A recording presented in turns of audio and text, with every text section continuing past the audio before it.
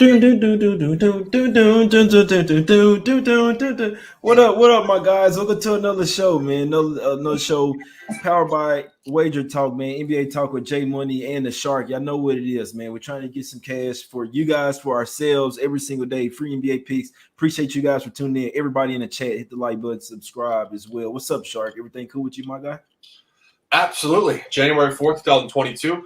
0-2 officials yesterday. We never run and hide. Of course, the total that I said was the top play, and I, for some unknown reason in my halfway hangover after New Year's, did not make official. Smashed to 245. So we're honing in. Professionalism reigns. We're going to drop an official today. We got 3 or 4 top looks. Tough board today. This is not exactly where you're going to make millions of dollars. And just one snapshot to that. People always say, oh, you lost yesterday. First of all, I didn't personally lose yesterday. But when we lose publicly, and Jay, I'm going to say that because you know what? If I'm going to make millions of dollars for people in my personal life, I cannot say that I lost publicly. I don't want to fakely represent myself. Second point here, but there's not always an auto bounce back card. If you lose one day, you can't just make millions the next day by default. So let's dominate and let's get straight into the streets here. Got you. Yeah, let's get into it, man. Straight to the streets of Cleveland, my guys. We're going straight to the streets of Cleveland here. It's a new day. We get into it, man. Cavs laying 2.5 here at the house, man. Going up against the Grizzlies here, Shark. You like anything in this one? Yeah, absolutely. There's a ton of angles in this game. Of course, Cleveland comes in here in a revenge game. They did lose the opener in the campaign, 132 to 121 on the road. This is a strong figure for Cleveland. -3 was plus 7.5 on the road. That's a 10.5 gap. But we've been talking about this now for a week or two with Cleveland. The lines have become adjusted for Cleveland. And there's definitely a buyback effect here now where they're not getting points in spots they were getting points a month ago when they were covering every single game. And I think you look at the Grizzlies here. We said this yesterday. We wanted to take Brooklyn. The Grizzlies are just damn scrappy. And you look at what's going on here. They're on a back-to-back. They're not on a 3 of 4. They had 2 nights of rest prior to playing Brooklyn last night. And I think there's just a tough buy here on Cleveland, even on a good number. Cleveland doesn't have a point guard. Rajon Rondo just came over. He's got conditioning tonight. He's not playing.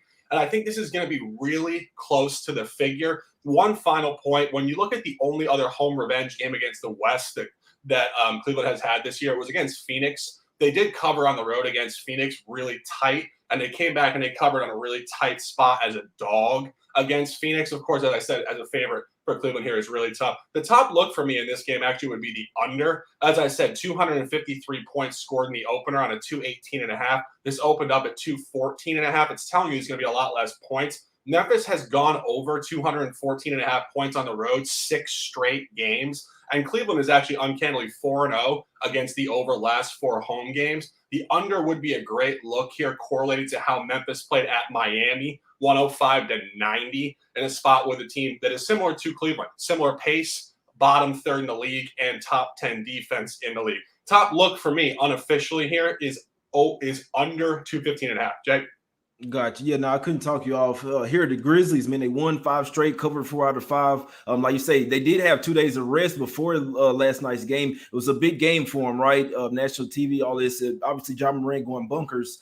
I do like to, like I said, I'm only looking towards taking the Grizzlies right now. I do think that I knew that the Cavs were likely to go on the slide. They do get Darius Garland back here tonight, guys. So this is one where even if you like the Grizzlies, might be waiting until he's announced in for sure. The line may go up some, but obviously oddsmakers know that he was likely to come back first game coming back from COVID protocols. We don't know necessarily how he will look as well, guys. So I know the Cavs, this is the Cavs here. Ja Morant, the guys, they like to get to the rim. Now Mobley and Allen don't necessarily allow you to get to the rim so easily here. So I definitely lean to the under here. I lean to the Grizzlies, but it's not something that I'm betting here.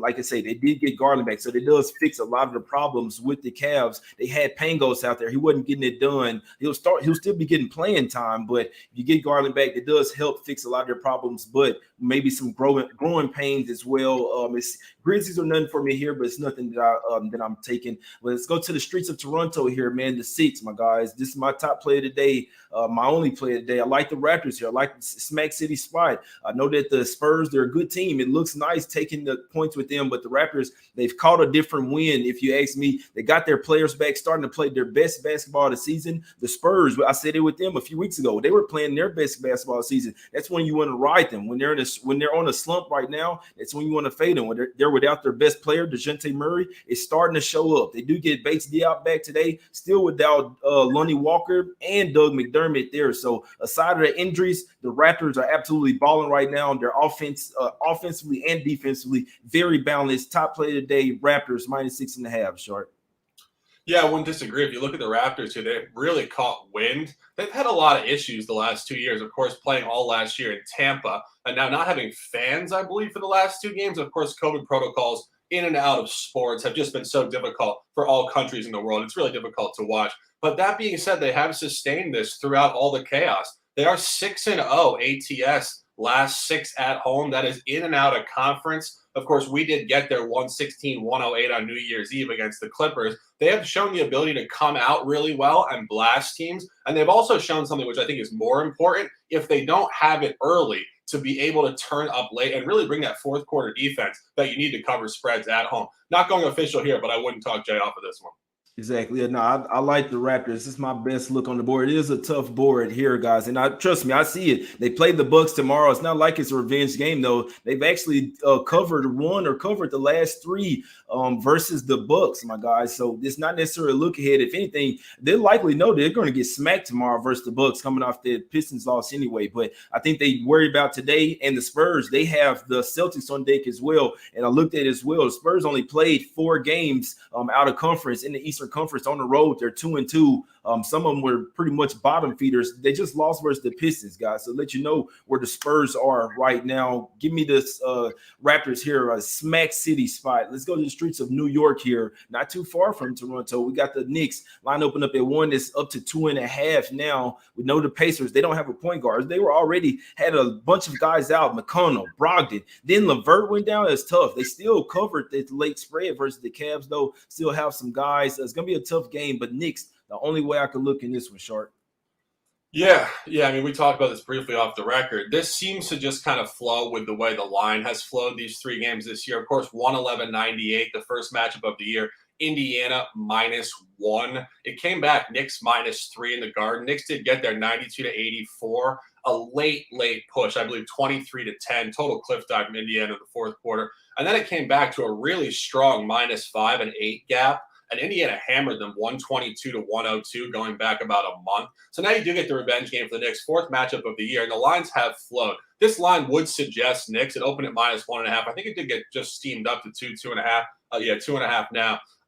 But the issue I'm having here with taking the Knicks purely is, well, there's 2 things. First, their roster ambiguity. They have guys in and out of the lineup all over the place. We're still waiting on Julius Randle tonight, I believe, and Mitchell Robinson might come back.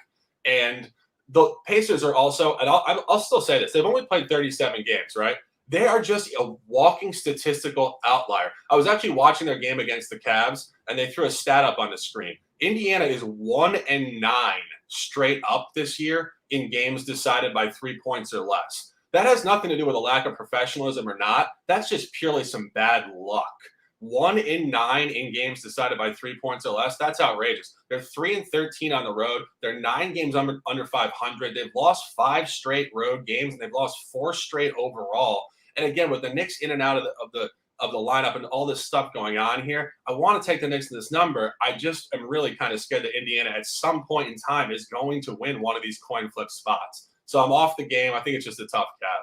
Yeah, I'm with you on that. It's definitely a tough game. The Knicks still the only way I could look in this one. These teams have played 3 times already this year. The home team wins every single time. The home favorite wins and covers seems like every single time. Past 4 games in this series, you just take the home team, you take the favorite, and they cash. So and it's flip flopping as well. Knicks, Pacers. This is the Knicks spot for me. So it's not something I've bet yet. May make a lot of play in this one. Julius Randle may come back here. Obviously, they're not not going to bring these guys back unless they are conditioned. But I know Kemba Walker is out a couple games. You should see him in here. They really missed those guys as well. I believe lost 3 straight for the Knicks, so they know they can be piling up these type of losses.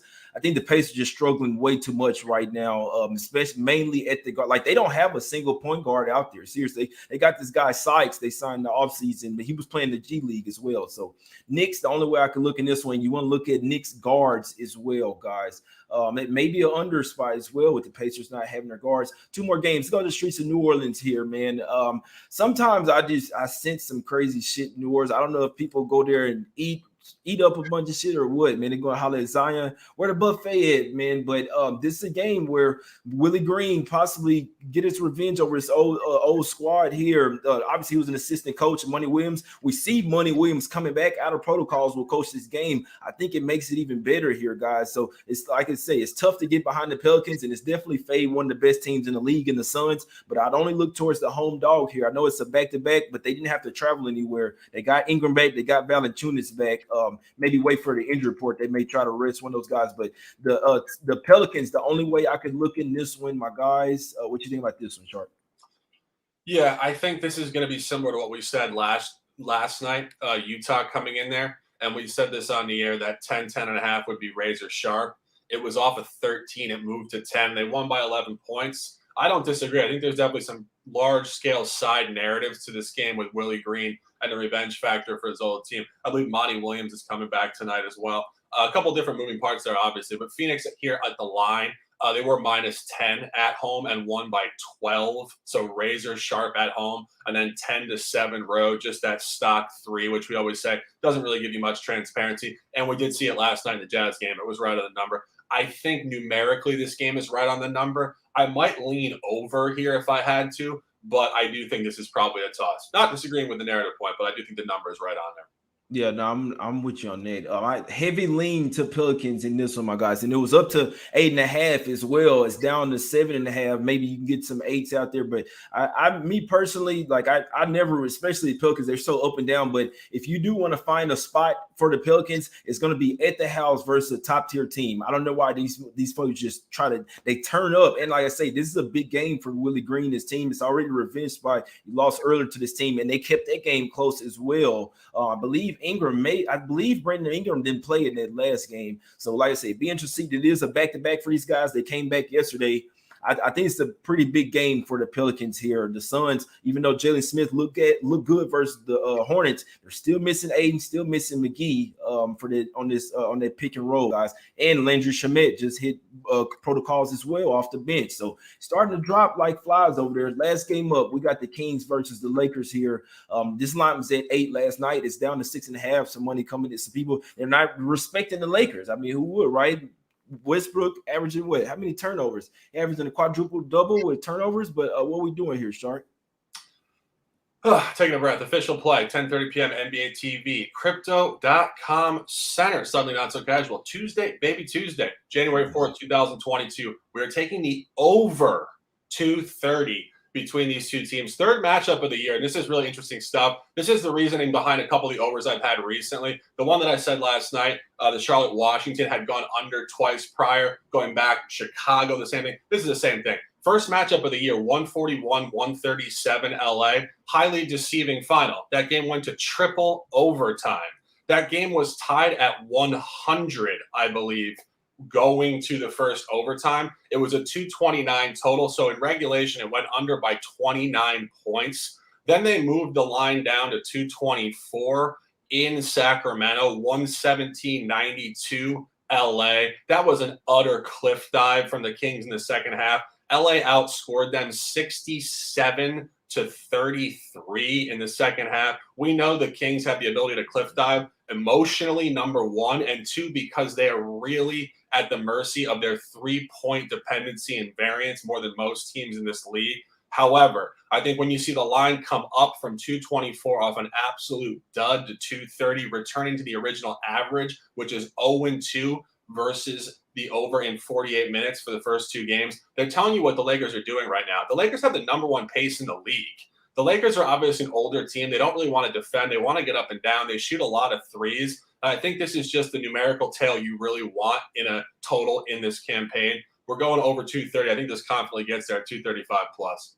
Yeah, never could talk you out of over in the Kings game. And the Lakers not playing well. I mean, they started to play a lot better defense, but they run and gun on offense as well, guys. So Kings, like I say, this would probably be a Kings type of pace, type of game here. Could never talk you off of over. With you got guys like Buddy Hield, think he's Steph Curry part 2, shooting 15 threes out there, man. So we'll see what happens. Definitely like the over and Nell and Shark. Break them off your officials before we get out of here. Well, just said it. We'll repeat it for emphasis. Over 230, Sacramento at LA, 10:30 p.m. You get the revenge game for the Kings, but I think they need to score points. They need to pace. They need to shoot better. And I think the LA Lakers do not defend particularly well, and the pace is number 1 in the league. So get ready for that 10:30 p.m., 9 hours from now. We'll watch that. We'll root for points, and we will dominate. J Money, a pleasure as always. Close them out.